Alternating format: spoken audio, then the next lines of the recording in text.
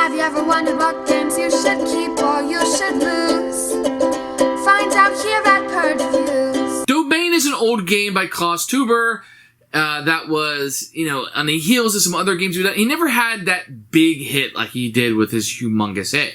But Domaine tries to continue that with area control. Very simple rule set. What you do on any given turn isn't complicated. From non-gamers to gamers can pick up and play this game, and you're putting these fences out and trying to get bigger areas, and how can you score the most points. Very simple in concept, but it's not something I enjoy. One, area control isn't that much fun to me. I feel like it has, I don't want to say it has back and forth, because you can have ways to stop from people moving into your areas and building those alliances that can pop up. Very easy rule set, but one, it just didn't click with me. I just felt like it wasn't there quite yet. And I think this game has lived on, by who designed it. And what I mean by that is that it got a lot of recognition because of who designed it. But is it a solid game? Absolutely. But there are a lot of solid games. I think there are a lot of games that are as good as this that have been released. And this game, while not ultra popular, I think has lived on because of the designer more than the game itself. I think the pieces are neat. The components are really interesting. But that had probably a lot to do with being the follow-up, right? Being the follow-up to Catan. So what you're going to have here is a game that's kind of living off its big brother, but you're seeing that it's being progressed here. I think that it's fine. I think that it's lived on because of that.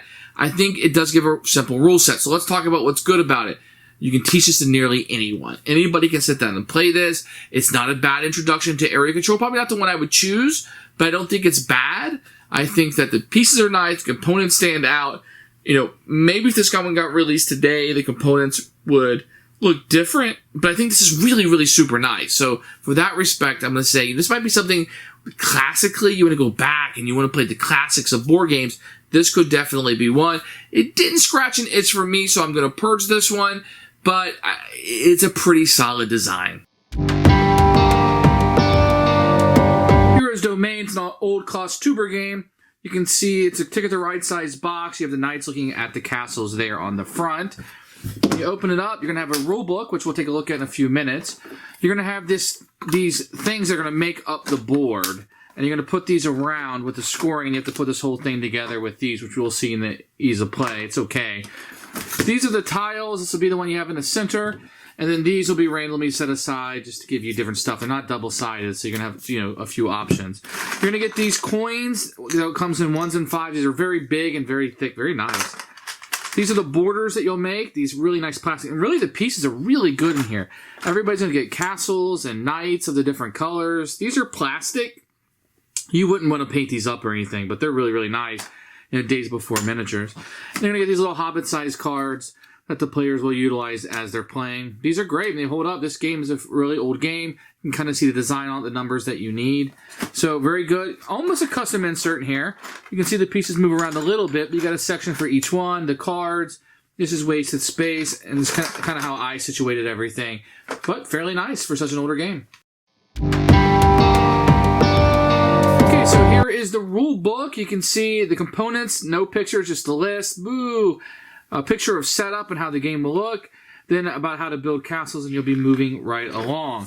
Really, this is, rules for 2 players, but this is going to be a sequence of playing, kind of how you go through the game. Not very hard to understand. Then on the back, you'll finish it up. Many pictures and examples. As you can see, plenty of examples of everything you go over in the end of the game, and then credits. So very short book. Don't expect anything. I won't say it's not in depth, but not a lot of rules. So what you're going to do is you're going to set up the board with the track around it. This one always goes in the center with the castle. Everything else is randomized. These are going to have A, B, C, and D on them. You'll shuffle up all the A's, put them on top of all the B's, on top of the C's and the D's, and everybody will get 3 cards to start out with. Then what you're going to do is you're going to put these castles out anywhere on the board you want. Putting them by the border is recommended, and then you'll put a knight beside each one. Has to be orthogonal. So it could be any one of these places. You cannot place it diagonal. So it has to be one of the orthogonal spaces. Let's say it goes right there. So here's what a game may look like set up. Your own castles have to be at least 6 spaces away from each other, but other people's may. This is a 3-player game, but this can kind of give you an idea of what somebody may do. It may not be optimal, but it is something you can do just to kind of set it up.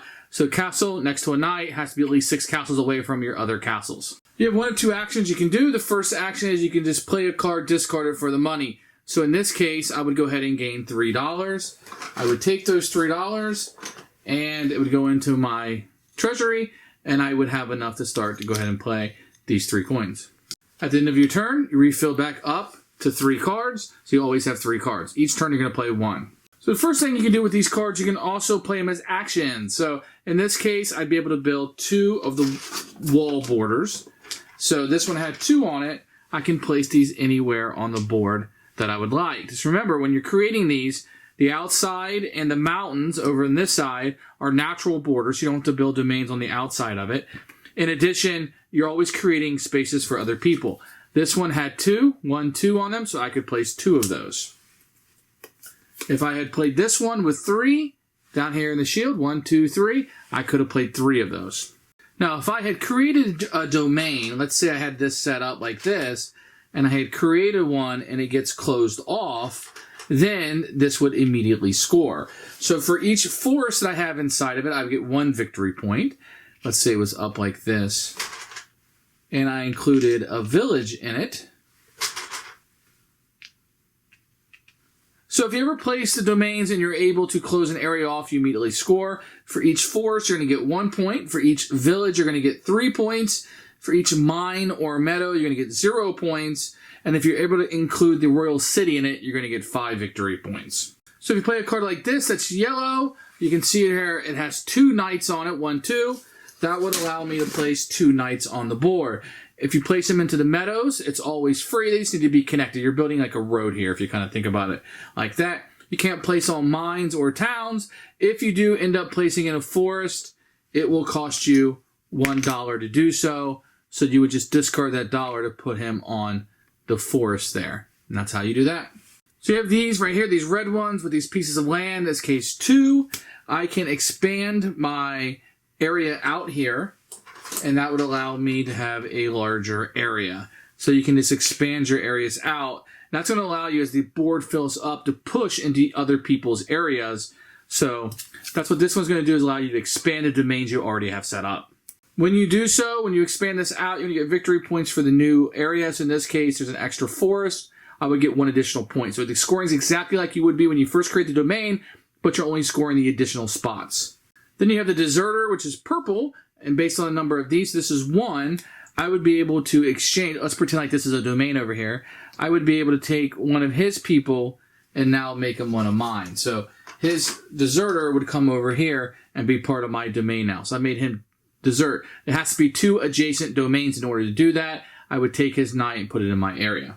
The last kind of card is the Alliance, which is this teal one, and it has like a moving border on here. What that allows you to do is turn one of these 90 degrees, and that means this domain and this domain over here, if this were a domain, would not be able to expand into each other's zone. You're creating a pact that these 2 areas of land will not expand into each other any longer.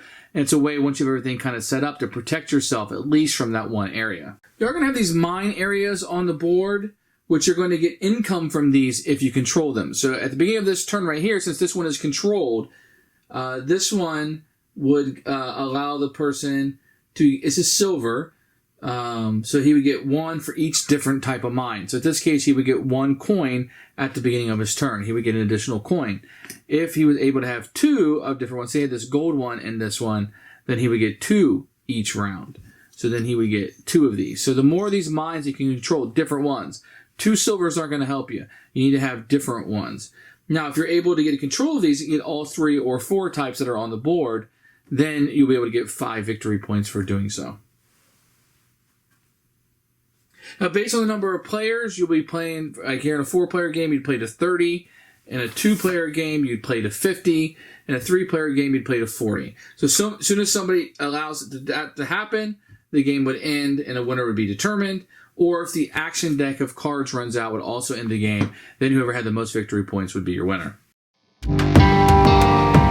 Who should buy this game? If you're a fan of Catan, maybe you want to try some of the other games. This will be if you have an introductory and you want to get people on area control and kind of understanding of you're going to score points for this area, how I'm going to play it. Has a lot of player interaction. You're going to be playing off other people throughout the entire game. For me, it didn't click, but I think this is something that, you might want to try before you make a final decision if you're basing it just off of what I said. But for me, it's going to be a Purge. Thanks for watching the video. I really appreciate you tuning in. If you liked it, please like it and hit that little subscribe button. That really helps out the channel, lets us know that you're getting the videos that you want. If you agreed or disagree with what I said, feel free to comment below. I'd love to hear what you have to say, and I promise that I will comment back. Thanks for watching, and everybody else, keep playing.